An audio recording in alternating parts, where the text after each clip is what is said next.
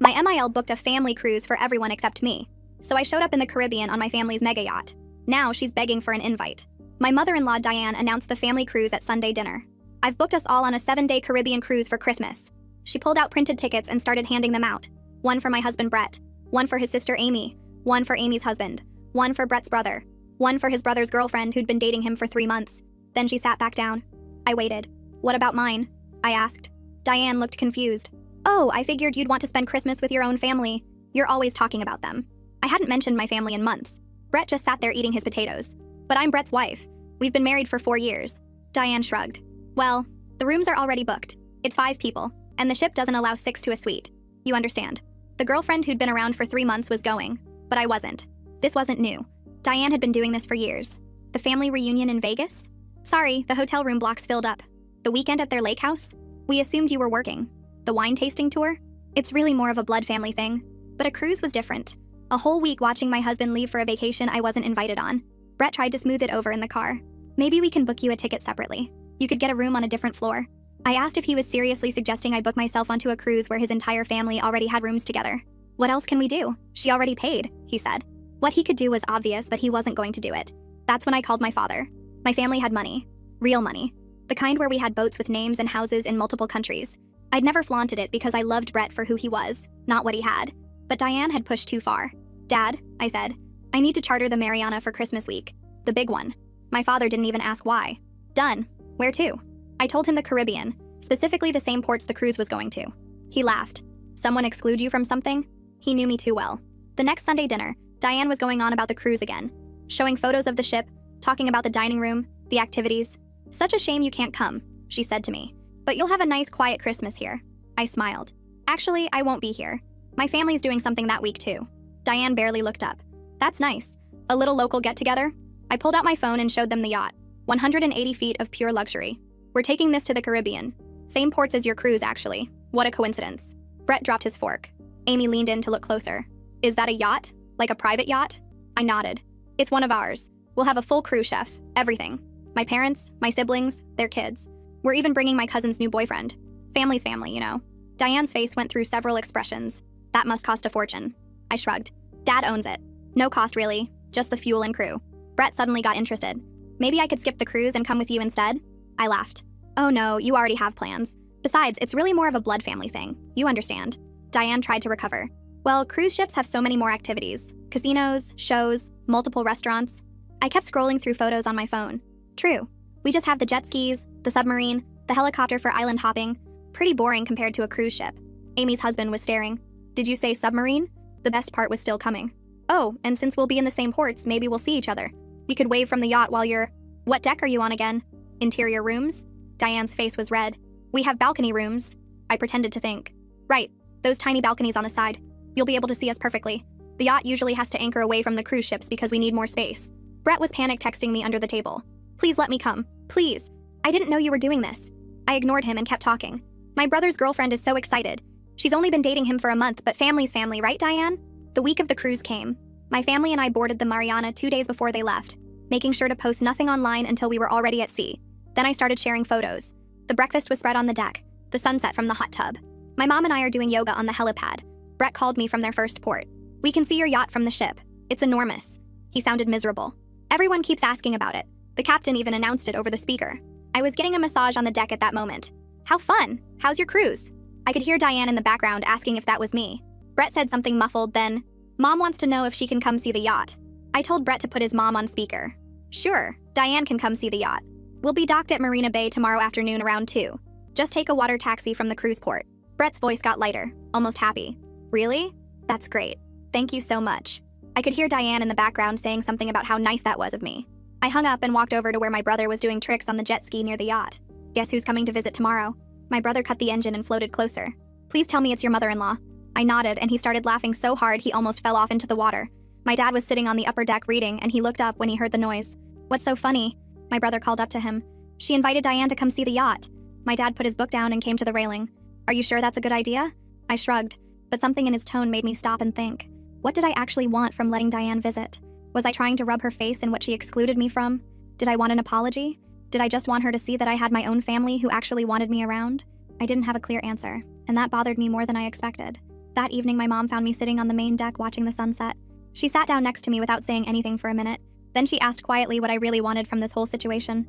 I admitted I didn't know. Part of me wanted Diane to apologize and understand what she'd done wrong. Part of me just wanted her to see exactly what she'd excluded me from and feel bad about it.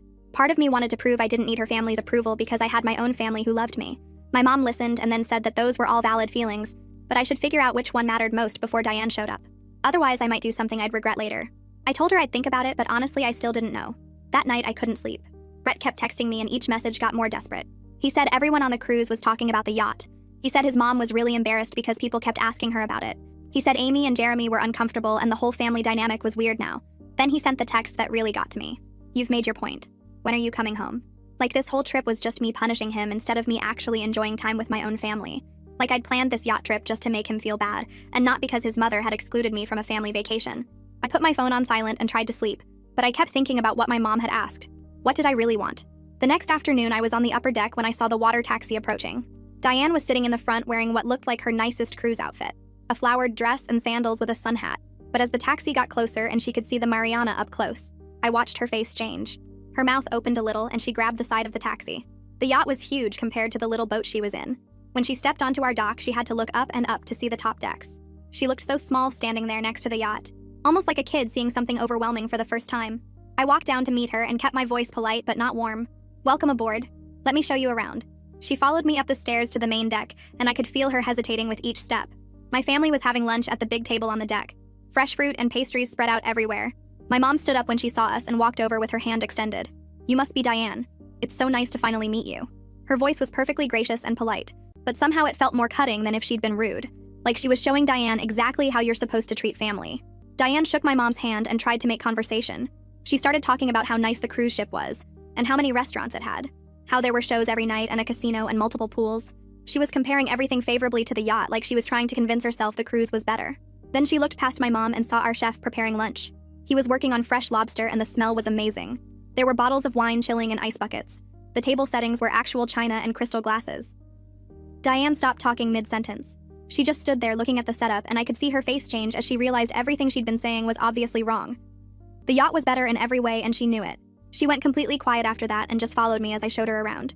I took her to see the hot tub on the side deck, then the jet skis tied up at the back, then the helicopter on the upper landing pad. With each new thing I showed her, Diane got smaller and quieter. She stopped trying to justify the cruise or make comparisons. She just walked behind me silently and nodded when I pointed things out. I started to feel less satisfied with each stop. I'd wanted her to see what she'd excluded me from, but watching her get so obviously humiliated wasn't as good as I thought it would be. It just felt uncomfortable and kind of mean, like I was kicking someone who was already down. My dad must have noticed because he came over and started making polite conversation with Diane. He asked her about the cruise ship and how Brett's family was enjoying their trip. He asked about her other kids and what they did for work. His voice was genuinely courteous and interested. Not fake polite like he was mocking her, but actually kind, which somehow made Diane's treatment of me look even worse by comparison. She stumbled through her answers and kept glancing at me like she was trying to figure out who I really was. Like she'd thought she knew me for 4 years, but was realizing she'd been completely wrong. My dad kept the conversation going easily while Diane got more and more uncomfortable. Finally, Diane cleared her throat and asked if Brett could come visit too. I told her of course he could take a water taxi over whenever he wanted. She looked so relieved and immediately pulled out her phone to text him. I could tell she was hoping his presence would make this whole thing less awkward. Or maybe she thought he could convince me to stop whatever I was doing and just forgive everyone and come home. I watched her type quickly on her phone and hit send. Then she looked up at me with this expression I couldn't quite read. Part embarrassment, part confusion, part something else I didn't recognize. Diane opened her mouth and I could see the words forming before she spoke them. I didn't know your family was so wealthy. I mean, if I had known. I held up my hand and she stopped mid-sentence. I told her the money wasn't the point and never had been. The point was that she'd been excluding me from family events for 4 years, whether it was a cruise or a weekend at the lake house or a wine tasting tour. My family's money didn't change the fact that she'd made me feel like an outsider in my own marriage. Diane's expression shifted from apologetic to defensive, and then back to something like shame. She looked past me at the yacht and then back at my face like she was trying to recalculate everything she thought she knew about me. She started to explain that she really did think I preferred spending time with my own family, that she was trying to be considerate of my needs.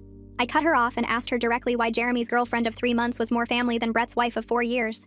The question hung in the air between us, and I watched Diane's mouth open and close without any sound coming out. She looked down at her hands and started picking at her cuticle. The silence stretched out, and I didn't fill it. I just waited while she stared at her fingers, and couldn't come up with a single answer that would make sense. A water taxi appeared around the side of the yacht, and I saw Brett climbing out onto our dock. His shirt was wrinkled and his hair looked like he'd been running his hands through it. He walked across the deck and went straight to his mother first, not to me. He looked around at the yacht with wide eyes and told Diane how incredible it was, how massive, how luxurious. I felt heat spread through my chest watching him try to smooth things over with her, before he'd even acknowledged what she'd done to me. He was still doing it, still prioritizing her comfort over everything else. Diane grabbed his arm and started talking quietly to him, but I could see her gesturing at me and at the yacht. Brett nodded and put his hand on her shoulder like he was comforting her. My brother's girlfriend came up from the lower deck right then with a drink in her hand. She'd only been dating my brother for a month, but she walked right over to Diane and Brett with this warm smile and introduced herself. She shook both their hands and asked about their cruise, genuinely interested and friendly. My brother followed her up and casually mentioned how glad he was that she could join us on such short notice, how his family always made new people feel welcome right away. Diane actually flinched when he said it. Her whole body did this little recoil and she looked at my brother's girlfriend and then at me, and I could see her making the comparison in real time. Brett finally turned to me and touched my elbow. He asked if we could talk privately, and his voice had this strained quality to it. I nodded and led him to one of the smaller lounges on the side deck. We weren't even sitting down yet when he started talking about how embarrassed his family was, how everyone on the cruise ship kept asking about the yacht, how the captain had made announcements about it. He paced back and forth in the small space, and I realized he still didn't understand why I was upset.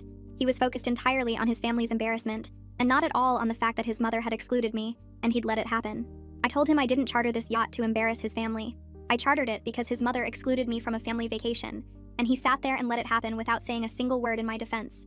Brett's hands moved in frustration, and he argued that I could have just talked to him about it instead of making this big statement. I reminded him that I did talk to him about it, and his solution was to suggest I book myself a separate room on a different floor. His face changed when I said that, and he went quiet for a second.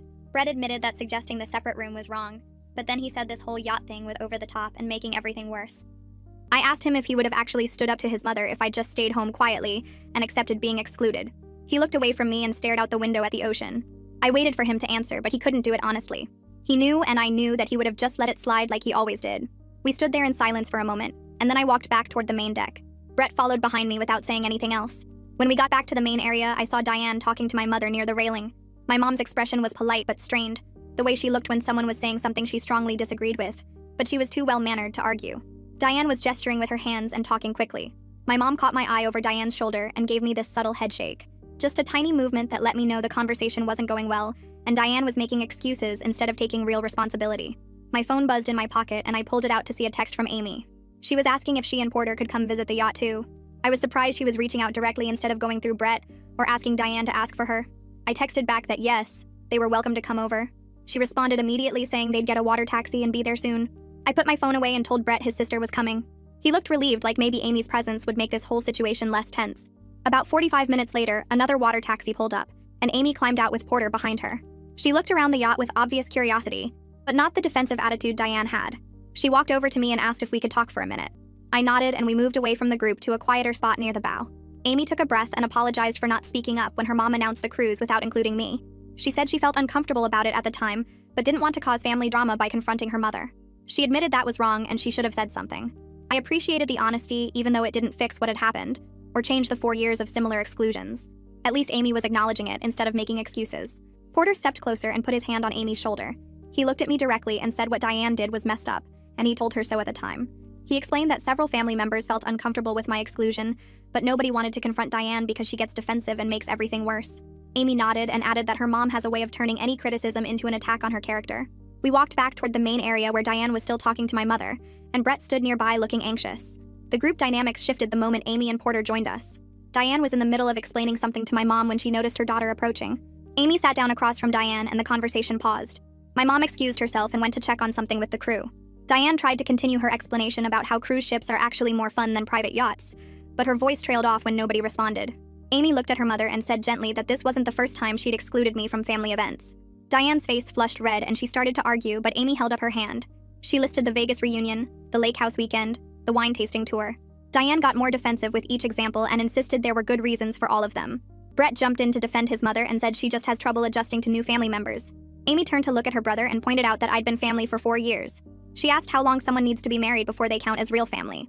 Brett opened his mouth to respond, but nothing came out. The fact that his own sister was holding me accountable when he wouldn't hit me hard. I'd been making excuses for Brett's behavior for years, but watching Amy stand up for me when my own husband couldn't made me realize how deep our marriage problems actually went. This wasn't just about Diane. This was about Brett choosing his mother's comfort over his wife's dignity every single time. Another water taxi pulled up to the yacht, and Jeremy climbed out with Camila right behind him. Diane stood up when she saw them approaching.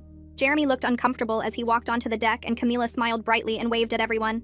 There was this awkward moment where Diane realized her son had brought his girlfriend of 3 months to see the yacht she'd excluded her daughter-in-law from.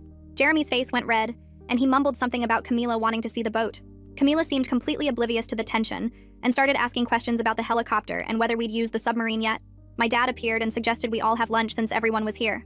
He signaled to the chef, and within minutes the crew was setting up a full meal on the main deck. We ended up with this surreal situation where Brett's entire family sat on our yacht eating food prepared by our private chef. The lunch spread included fresh-caught fish, grilled vegetables, and some kind of fancy pasta dish I couldn't even pronounce. The conversation was strained and awkward. People made small talk about the weather and the islands we'd visited. Brett tried to act normal but kept glancing at me nervously. I could see my dad watching Brett carefully from across the table. He wasn't saying much, but I knew that look. He was evaluating my husband's character, and clearly finding it lacking.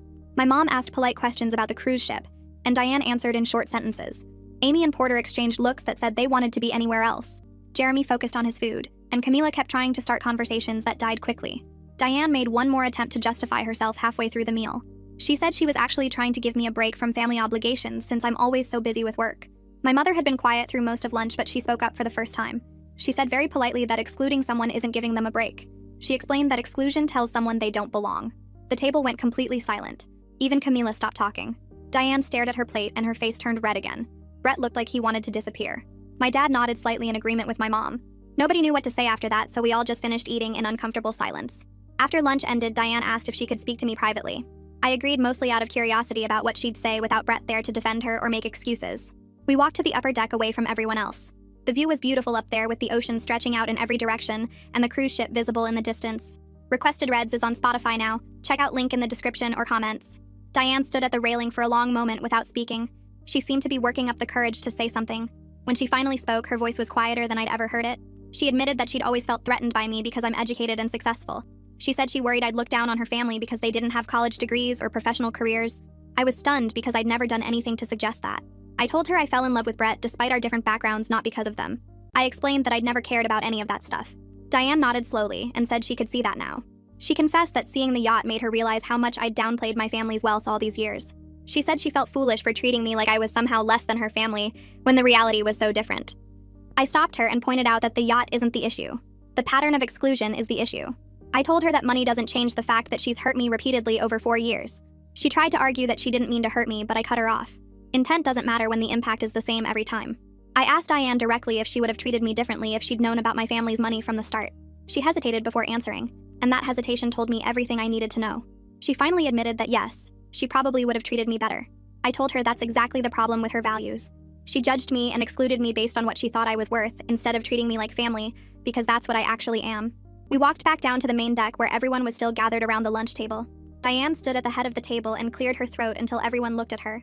She announced that she owed me an apology, and her voice was steady instead of defensive like before.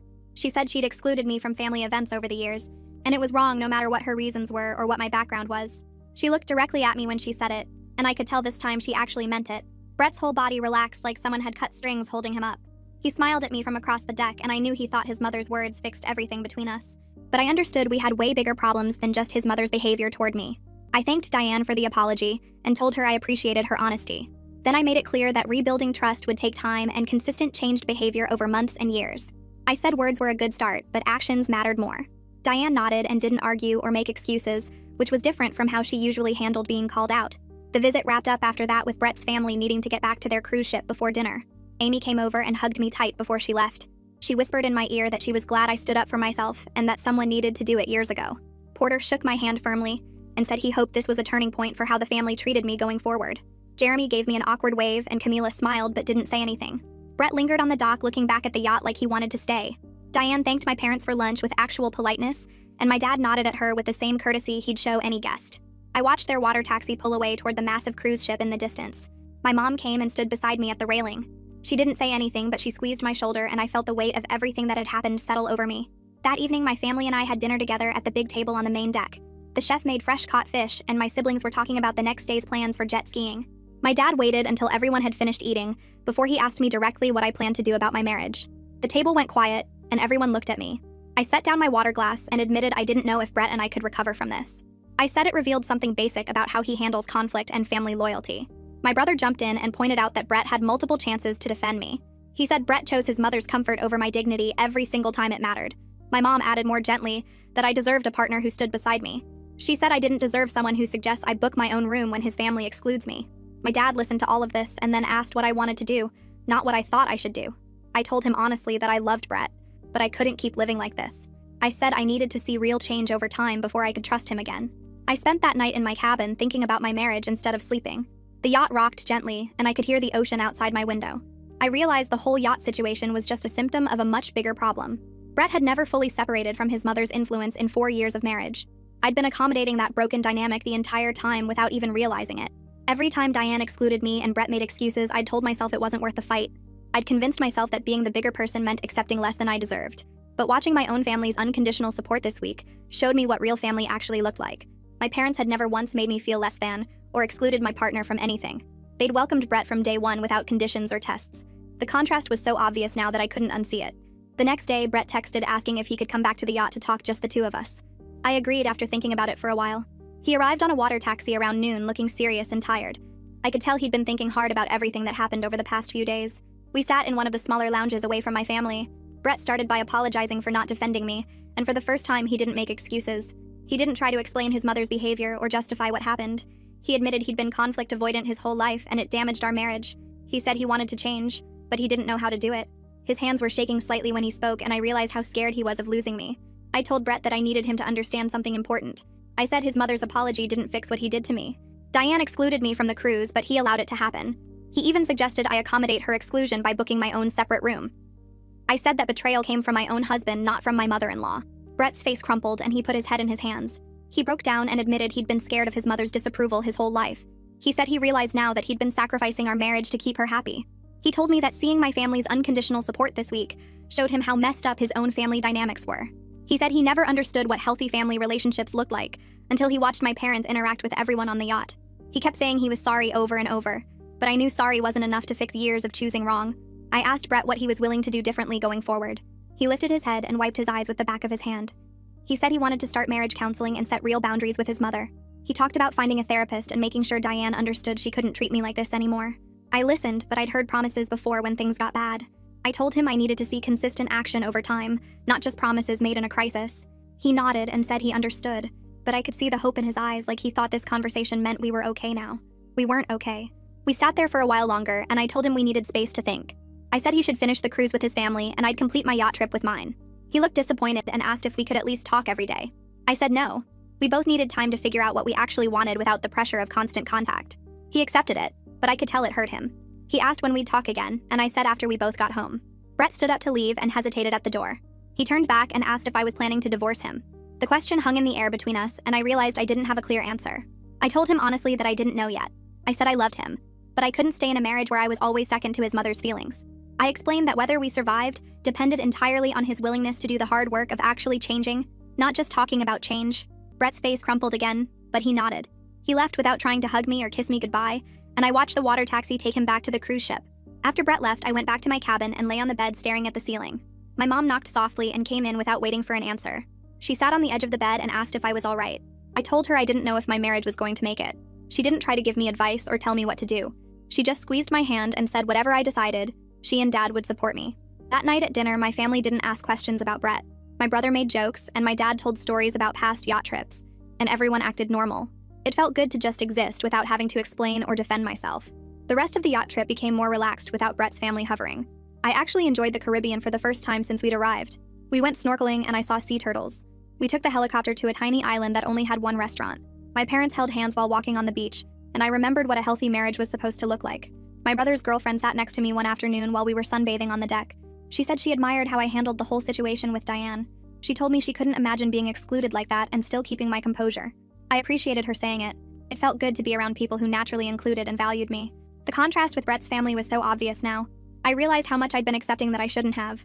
I'd normalized being treated as less than because it happened gradually over 4 years. But my own family never made me feel that way. They never made Brett feel that way either. They'd welcomed him completely from the start. On the last day of the trip, my dad found me on the upper deck watching the sunrise. He sat down and we were quiet for a few minutes. Then he asked if I was okay financially if I decided to leave Brett. I told him I was fine, that I had my own career and savings. He nodded and said he just wanted me to make decisions based on what I wanted. not what I could afford. I hugged him and thanked him for always having my back. We returned home the day after Brett's cruise ended. I went straight to my parents' house instead of the home I shared with Brett. That evening, Brett texted asking if we could meet to talk. I thought about it for a while before responding. I agreed to dinner at a neutral restaurant, wanting to see him in person to figure out if his promises of change were real or just panic. We met 3 days later at a place halfway between our house and my parents' place. Brett was already there when I arrived. He stood up when he saw me and looked nervous. We ordered food, and then he pulled out his phone. He showed me confirmation emails for his first therapy appointment scheduled for the following week. He'd also found a marriage counselor who had availability and booked our first session. I was genuinely surprised that he'd actually followed through so quickly. Usually Brett talked about doing things and then never got around to them. Brett also told me about a conversation he had with his mother on the cruise. He said he sat Diane down and set a clear boundary that she needed to treat me with respect, or he'd limit contact with her. I asked how she reacted, and he admitted she didn't take it well. She cried and said he was choosing me over his family. He told her I was his family, and she needed to accept that. He said it was one of the hardest conversations he'd ever had, but he didn't back down even when she got upset. This was completely new behavior for Brett. In 4 years of marriage, I'd never seen him stand up to his mother like that. I asked what happened after, and he said Diane barely spoke to him for the rest of the cruise. Amy told him later that their mom spent a lot of time in her cabin. I could tell Brett felt guilty about it, but he also seemed proud that he'd actually done it. I told him I was willing to try counseling, but I needed him to understand something important. I said I needed to see sustained change over months, not just initial effort that faded away. I'd seen him make promises before and then slip back into old patterns when things got comfortable again. He agreed and said he understood why I couldn't just trust him right away. Then he asked if I was moving back home, and I said not yet. I told him I needed to stay at my parents' place for a while longer. He looked hurt, but he didn't push me or try to convince me. He said he respected my boundaries and would wait until I was ready. That response alone showed more respect for my needs than he'd demonstrated in years. We finished dinner and he walked me to my car. He asked if we could have dinner again next week after his first therapy session, and I said yes. Driving back to my parents' house, I felt something I hadn't felt in weeks. It wasn't hope exactly, but it wasn't despair either. Maybe it was just possibility. Over the next few weeks, Brett sent me photos of his therapy appointment confirmations and brief updates after each session. He didn't share details, which I appreciated because it meant he was taking it seriously instead of performing for me. 3 weeks in, he texted that his therapist identified something called enmeshment with his mother, and he was working on recognizing when he prioritized her feelings over mine. I could see him actually thinking about his responses now instead of just reacting the way he always had. When his mom called during one of our dinners together, he let it go to voicemail instead of answering immediately like he used to. Small things, but consistent. Then Diane texted me directly asking if we could meet for coffee. I stared at the message for a full day before responding. Part of me wanted to ignore it, but I was curious what she'd say without Brett there to manage the conversation. I agreed to meet at a coffee shop halfway between our places. She was already there when I arrived, sitting at a corner table and fidgeting with her napkin. She stood up when she saw me and looked genuinely nervous. We ordered coffee and sat down, and she didn't seem to know how to start. Finally, she said she'd been thinking a lot about what happened and wanted to do better. Her voice was shaky and she kept looking at her hands. I waited for her to continue. She admitted she'd always been insecure about not coming from money, and she projected that onto me by assuming I looked down on her family. She said the yacht situation forced her to see her own prejudices and insecurities clearly for the first time. She'd convinced herself I was the snobby one when really she was the one judging people based on money. I appreciated the honesty because it felt real, not rehearsed. But I told her rebuilding our relationship would take time and consistent respectful behavior, not just one good conversation.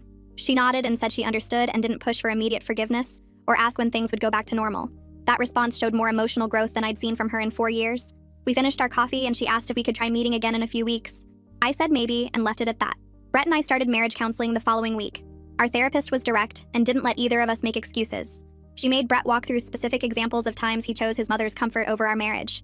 He had to say out loud that he suggested I book my own room on a different floor of the cruise ship instead of standing up for me.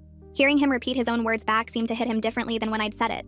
The therapist helped him see how his conflict avoidance with his mother enabled her bad behavior and damaged our marriage. She also called me out for downplaying my family's wealth to avoid conflict, which I hadn't expected. She said hiding parts of myself to make others comfortable was its own form of dishonesty. We both had work to do. Brett kept going to his individual therapy and actually did the homework his therapist assigned. He started noticing patterns in real time and sometimes caught himself mid-sentence when he was about to prioritize his mom's feelings. It wasn't perfect, but it was genuine effort. 3 months after the Caribbean trips, we were in a better place but still taking things slowly. Brett maintained his boundaries with Diane even when she tested them. She called crying one night about something minor, and he told her he'd talk to her the next day when she was calmer, then actually hung up. Old Brett would have stayed on the phone for hours trying to fix her feelings. I watched this happen from across the room and felt something shift. He was actually doing it. Not just promising, actually changing his behavior consistently over months. My trust started rebuilding in small pieces. Amy texted asking if I wanted to have lunch, and I agreed. We met at a restaurant near her work, and she apologized again for not speaking up sooner about her mother's treatment of me. She said watching me stand up for myself on the yacht inspired her to set her own boundaries with Diane. She'd told her mom she wouldn't be available for daily phone calls anymore and needed advance notice for family events instead of last-minute demands. She said their relationship was actually improving because Diane respected her more when she had boundaries. I told Amy I was glad she was standing up for herself, but it was hard not to feel bitter that it took me chartering a yacht for anyone in Brett's family to see the problem. She said she knew, and she was sorry it took something so dramatic. We talked about other things after that, and it felt almost normal. Then Diane called me, not Brett, to invite me to a family dinner. She explicitly invited me first before even mentioning it to Brett.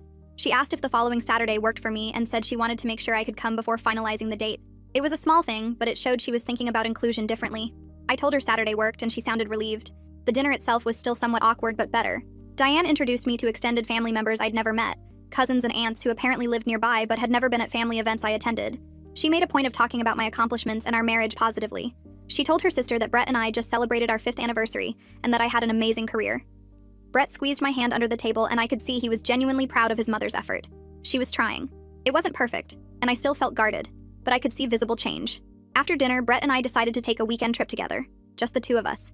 We drove up the coast and stayed at a small inn with an ocean view. We didn't talk about his family or the yacht or therapy. We just walked on the beach and had long dinners and remembered what it felt like to be us without all the drama. He was more attentive than he'd been in years. He asked about my work and actually listened to my answers instead of waiting for his turn to talk. He reached for my hand while we walked, and it didn't feel like he was trying to fix something. It just felt natural. One night we sat on the balcony watching the sunset, and he said he was grateful I didn't give up on us. I told him I almost did. He said he knew, and he didn't blame me. We sat there quietly for a while, and I remembered why I fell in love with him in the first place. Before his mother's behavior and his inability to stand up to her had created this wall between us. 6 months later, I started packing my things to move back into our house. Brett helped me carry boxes from my apartment, and we worked quietly together, and it felt different from before. He'd been showing up consistently, calling when he said he would, standing up to Diane when she tried to overstep. The first night back in our bedroom felt strange but also right, like we were building something new instead of returning to what broke. He defended our marriage to his mother 3 times in the past month alone, telling her clearly that my needs came first. We still had hard conversations sometimes, but he didn't shut down or make excuses anymore. 2 weeks after I moved back, Diane called me directly instead of going through Brett. She asked if I had any preferences for dates for a family weekend at the lake house, and I almost dropped my phone. She wanted my input before finalizing anything, checking my schedule first, asking what activities I'd enjoy.